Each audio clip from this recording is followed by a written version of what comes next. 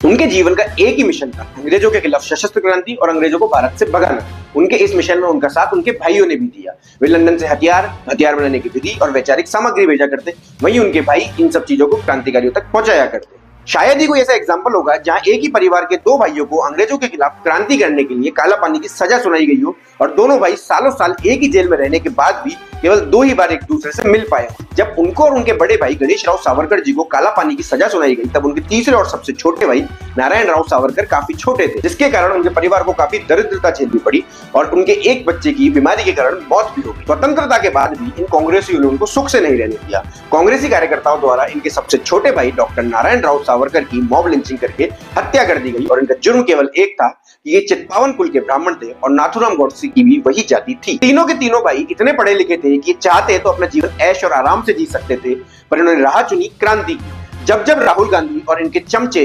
सावरकर जी का असम्मान करते हैं तो मेरे दिमाग में तो एक ही ख्याल आता है कि ये 100 जन्म भी लगा ले तो सावरकर जी की चरणों की धूल के बराबर भी नहीं हो सकते। ऐसे महान क्रांतिकारी विनायक दामोदर सावरकर को उनकी जयंती पर मेरी तरफ से कोटि कोटि नमन।